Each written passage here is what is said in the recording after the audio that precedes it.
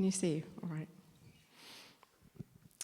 So this morning we're carrying on in our sermon series on the Psalms. And this morning is David the Challenged, relating to God in challenging times. So, something that you may not know about me, I have always struggled with anxiety for as long as I can remember. Not a fan of standing up here and preaching either. It's not just a sort where you feel a bit anxious, but you can get through it. It's the sort that affects and can change your whole life. So I had postnatal depression after having Jonah. And when James was training in London, I had severe anxiety because it was quite a traumatic time for us. And I've been on antidepressants to help with anxiety for many years, and I still am on them. I take them every day. I've had cognitive behavioural therapy and counselling, and there are still things that I don't do or I struggle to do because of severe panic attacks, and I'm still getting help. Now, last Friday, I don't know if you can see that, James and I went to see Rend Collective in Birmingham. Something that actually, I hate crowds and I hate lots of people. It was great. But actually it was really, really good. They were fantastic. And Chris Llewellyn is the lead singer of Rend, and he openly discussed his battle with depression and how it influenced his music. And he wrote a song called Fight of My Life, which is his personal prayer and response to his own struggles with depression. And Chris shared that he found healing through a combination of faith and therapy. And it was, for me, it was so good to hear him speak so openly and honestly about his struggles. He said that faith and therapy are such a good combination, and I really needed to hear that. Now, we all go through challenging times, don't we? We live in a broken world, and the reality is, if you aren't in a challenge right now, you either have been or, sadly, you are going to be. Life is tough. And one of my biggest struggles is being honest and real about the challenge that I'm facing, whether it's with mental health or something else. And often trying to be honest is really difficult. Now, I grew up in a church environment where putting on your Sunday best was a thing. So we actually had a separate hanger in the wardrobe that had Sunday clothes on, and there was the Sunday dresses and the Sunday hats, because we had to wear hats at church. And so we had that sort of part of our wardrobe. And then, I don't know about you, but part of that Sunday outfit was the mask you wear to church. I'm sure you can all relate. The mask that we put on where we smile and we say, "I'm fine," a lot, like all the time. When anyone says, "How are you?" you say, "I'm fine."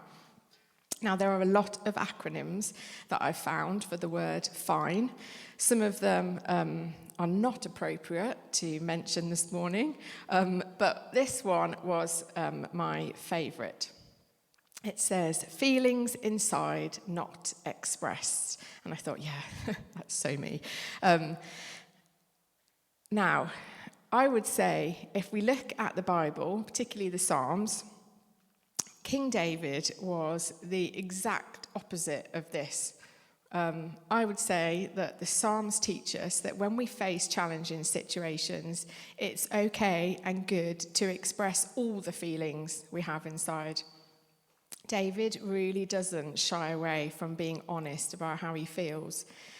And this is why the book of Psalms and the life of King David are such good examples for us. So how does David, through the Psalms, teach us about relating to God in challenging times? Well, there's two Psalms I'm going to read this morning. Psalm 56 first, and then Psalm 57, which is helpfully next to it. So Psalm 56 first. "Be merciful to me, my God, for my enemies are in hot pursuit. All day long they press their attack. My adversaries pursue me all day long. In their pride, many are attacking me. When I am afraid, I put my trust in you. In God, whose word I praise. In God I trust and am not afraid. What can mere mortals do to me? All day long they twist my words. All their schemes are for my ruin. They conspire, they lurk, they watch my steps, hoping to take my life. Because of their wickedness, do not let them escape. In your anger, God, bring the nations down. Record my misery, list my tears on your scroll. Are they not in your record?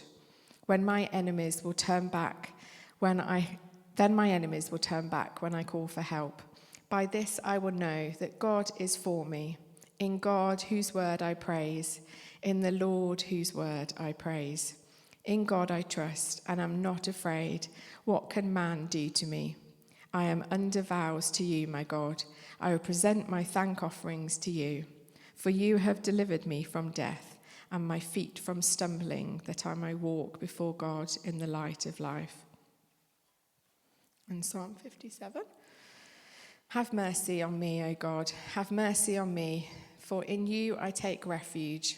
I will take refuge in the shadow of your wings until the disaster has passed. I cry out to God Most High, to God who vindicates me. He sends from heaven and saves me, rebuking those who hotly pursue me. God sends forth his love and his faithfulness. I am in the midst of lions. I am forced to dwell among ravenous beasts, men whose teeth are spears and arrows, whose tongues are sharp swords. Be exalted, O God, above the heavens. Let your glory be over all the earth.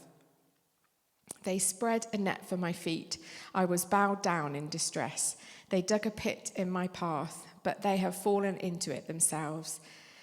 My heart, O God, is steadfast. My heart is steadfast. I will sing and make music. Awake, my soul.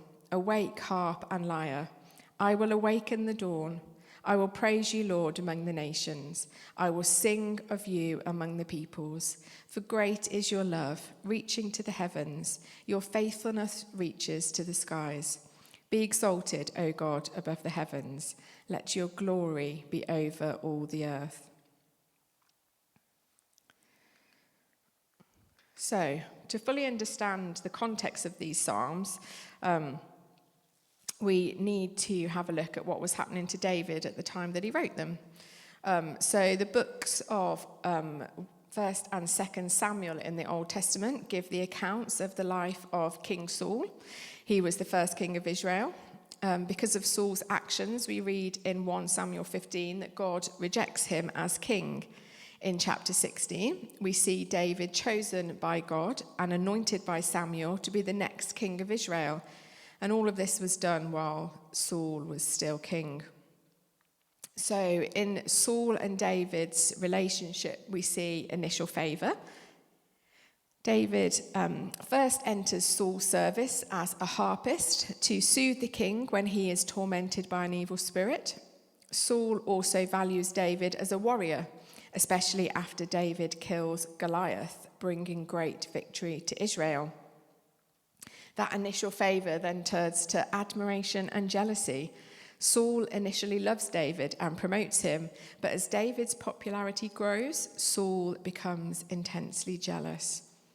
And that jealousy then turns into attempts on David's life. Saul's jealousy turns into paranoia.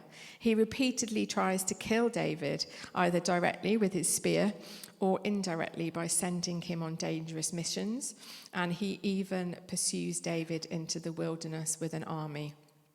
And David has to flee for his life. And it's in this fleeing for his life that we find the context for these two psalms. So Psalm 56, the heading in my Bible said, "When the Philistines seized him in Gath." And that connects that psalm directly to the episode where David fled from Saul and went to Gath, which is ironically where Goliath's hometown was. And David was recognized by the Philistines and narrowly escaped by pretending to be insane. And you can read that account in 1 Samuel 21, verses 10 to 15. And then the title of Psalm 57 says, when he fled from Saul into the cave. And that links the psalm to either two accounts. There's two accounts of David in a cave. 1 Samuel 22, 1-2 is the cave of Adullam, when David first gathered his band of outcasts after escaping from Gath. Or the cave of En-gedi, which is 1 Samuel 24, when Saul entered the very cave where David was hiding and David spared his life. Bible scholars are divided, but both of those accounts fit the Psalms themed. Basically, David was trapped and surrounded, yet trusting in God. So it's safe to say that David was facing pretty challenging and uncertain times. He knew fear, pain, anger, worry, anxiety, stress, sadness, and you can see all of those reflected in the Psalms that David writes. But what can we learn then from David's experiences? Well, firstly, David is very honest with God.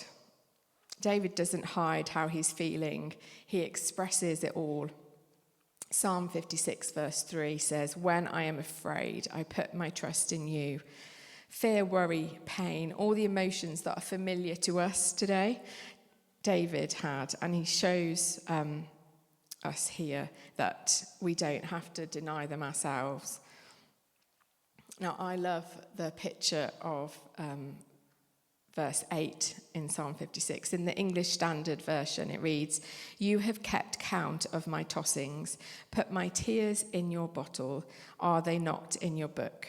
It's a beautiful picture showing God notices our restless nights. He cares about each tear we cry, and he doesn't overlook our pain. So often we can put on a brave face. We bottle our emotions, but the psalm is a picture of the exact opposite.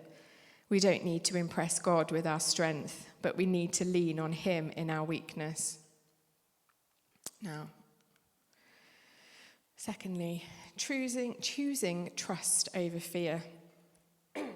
In Psalm 56, David declares twice in verse 4 and 11, in God I trust, I shall not be afraid. The Bible commentary I was reading says that Psalm 56 does not suggest that God suddenly or even eventually removes the conditions that cause the psalmist to be afraid. When it and other prayers teach us, what it and other prayers teach us is that human life is always lived under threat, opposition, fear. But the good news is, however, that because God is for us, we can say with the psalmist, I am not afraid. And that line, God is for us, is seen in verse 9. It says, this I know, that God is for me. Now, being a Christian doesn't mean that life is going to be perfect, does it? It doesn't mean that nothing bad is ever going to happen, and it doesn't mean that all our prayers are going to be answered in the way that we want them to. But it does mean that we can have absolute trust in a God who cares deeply for us, who loves us unconditionally, who will walk with us along every difficult path. Now, my struggles with mental health have been hard. They still are. I have prayed so many times that God would just make me not anxious anymore. But I can certainly testify that God has been with me through every single struggle that I've had. Miraculous interventions when I've needed it, and strength to face things that I never thought I could. Because trust is not the absence of fear, it's faith in the presence of fear. Seek refuge in God's presence. So Psalm 57 verse 1 says, have mercy on me, O God, have mercy on me, for in you I take refuge. I will take refuge in the shadow of your wings until the disaster has passed. At this point, David was literally hiding in a cave from Saul, but he realized that his refuge wasn't in the stone walls, it was in God alone. But how can God be our refuge unless we know him? Now, my husband James is the person that I go to when I need help. support, safety, comfort, but that's because I know him. We talk, we share our lives together. He knows all about me, and I know all about him. And my question to you is your relationship with God like that? When times are difficult, do you run towards God or do you run away from him? Now, some of you may know that my dad had motor neurons disease. He was diagnosed in October 2018 and he died on the 4th of December 2023 at the age of 62. Now, his illness and death have had a huge impact on our family, my mum and my siblings and our kids. Still emotional. Everything in our lives changed the day my dad was diagnosed. It was, and it still is, one of the hardest things we've ever had to walk through. But through it all, right up to my dad's final breath, he absolutely found refuge in God. And I take such comfort from that. Psalm 46, verse 1, it's not a psalm of David, but it says, God is our refuge and strength, an ever-present help in trouble. And that is so true. Now, point 4, worship in the darkness. Now, from verse 7 onwards, David turns to worship. He says, my heart, O God, is steadfast. My heart is steadfast. I will sing and make music. Now, David's circumstances hadn't changed, but his heart has. And in that moment, worship becomes his weapon in the darkness. Now, I would encourage you to go away and read Psalm 57 again, because it's a beautiful picture of how in challenging times we can find refuge in God, which leads us to a place of worship. And sometimes the most powerful act of faith is to worship before a breakthrough comes. Now, at the beginning, I mentioned about going to see Rend Collective, and I love a lot of their music. Actually, Aid played a Rend song just before I preached. And the words in their songs are amazing. I would definitely recommend that you go and listen to some of them. And one of my favourite songs is Hallelujah Anyway. I bought it to show you. I have this by my bed. It's a little picture, and it just says Hallelujah Anyway on it. Because sometimes when you wake up in the morning, that's what you need to say, regardless of what your day looks like. The song just means so much to me. And I'm just going to read some of the lines of the song. I would recommend you go and listen to it. It's on YouTube if you want to look for it. So the words go, I'll find a way to praise you from the bottom of my broken heart, because I think I'd rather strike a match than curse the dark. Yes, I'll find a way to thank you, though the bitterness is real and hard, because I'd rather take a chance on hope than fall apart. I don't think I'm ready to surrender to the dark. And then the chorus is, even if my daylight never dawns, even if my breakthrough never comes, even if I'll fight to bring you praise, even if my dreams fall to the ground, even if I'm lost, I know I'm found, even if my heart will somehow say, Hallelujah Anyway. And I love the words. There you go. It's called Hallelujah Anyway, so you can have a search of it when you get home. But our God is steadfast. In Psalm 57, the word God is steadfast or steadfast is used quite a few times. And it talks about God's steadfast love and his faithfulness through every challenge we face. God's steadfast love and faithfulness will last forever. So just as we close, I want to play you a song, and funnily enough, it's by Rend Collective. It's not the one I just quoted, but it is the song that I mentioned right at the very beginning. It's called Fight of My Life, and it's a song that, as I said, the lead singer of the band wrote about his struggles with depression. But as you listen, I just want us to take some time to reflect on the words of the song and our own journey through life's challenges. I'm going to ask if there are life group leaders are around, and I think Sue is going to stand as well. So just to stand at the back, and if you need prayer for anything this morning, or if you want to pray for someone you know facing challenges, then do stand and go and get prayer from them, or just ask the person next to you to pray for you. But we're just going to take some time to pause, to listen to the song, to read the words, and then to pray for one another. And then Sue's going to come up after that just to close the service. So I'm hoping this works.